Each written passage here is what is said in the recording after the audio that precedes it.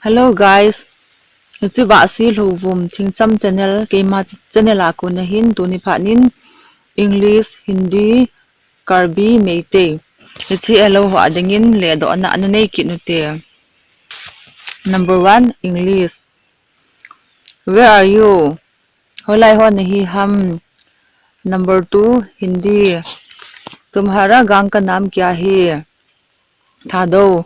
Nakhomin ipiham. Number 3 Karbi. Ni nang phan ni nang do ken nang Thadou ken nang kalung si ni. Number 4 meitei.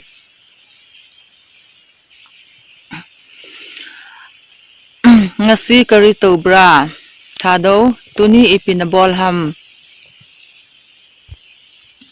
Number 2 English. You can speak in English. English Thadou English na tho theyam. Number 2 Hindi. मैं sak लड़की हूँ Thadou के निमई कही. Karbi namin ip Karbi. Number 4 Karbi. Nangmen kopilo Thadou namin ipiham. Meitei. Number 5 meitei. Assam dagi lakbani Thadou Assam ako na hong kahi. Number 7 English. What curry have you cooked? Thadou ipime na honem. Next Hindi. तुम्हारा नाम क्या है? Thadou namin ipiham. Next Karbi. Kuna pensi ki banglo Thadou hoya kuna nahung ham. Number next meitei. Sakchare bra Thadou annani ahitam. Thank you for watching.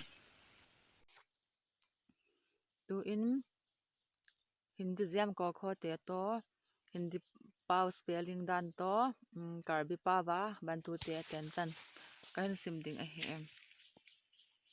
Hindi jama ihon English jama A B T alphabet isim banguvin Hindi jam alphabet ko khote kahin simdi he de bangin ka kha hong tuji in sim tang kate ka kha ga ghanga cha cha ja jahanya ta tha da dhana pa pha ba bhama ya ralava sa sa sa hasra tra gya ahim ale karbi pa ban bantu te attention isi hini ki thom pli plo throk throk senior cap sir cap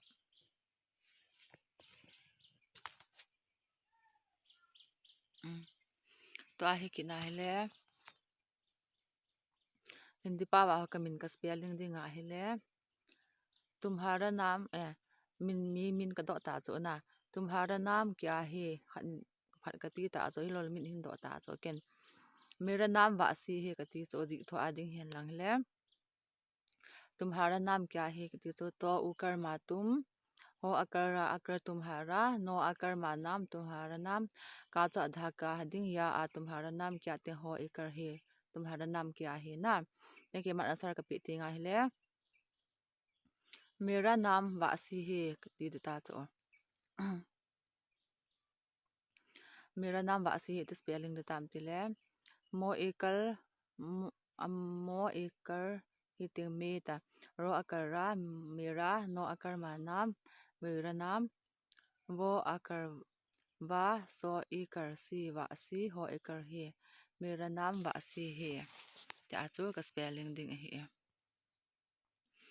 Karbi pa wa chu hi khina hele sa zung non til ei pa wa chu cha donin Thadou pa wa cha donin karbi sa zung non Thadou cha donin meitei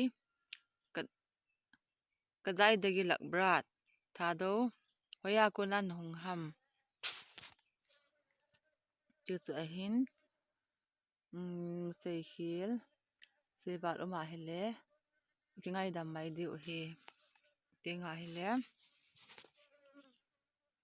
ngale English I am so tired Thadou kalel wale English I am hungry Thadou kagil akile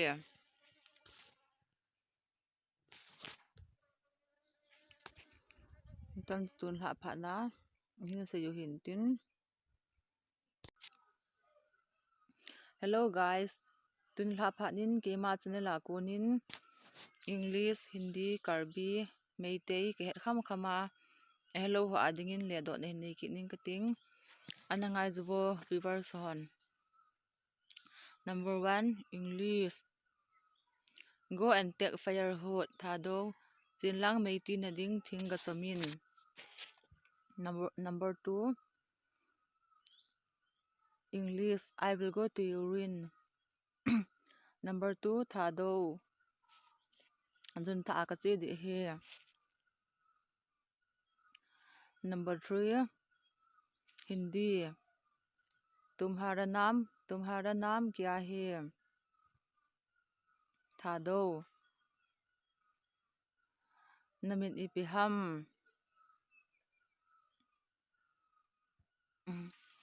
number 2 Hindi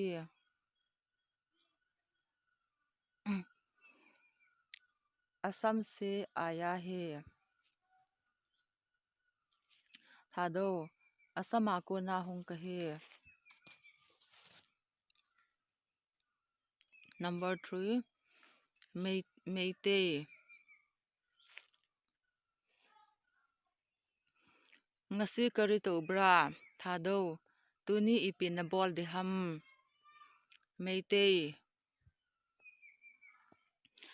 kadai dagi lakbra Thadou hoya ko na nahung ham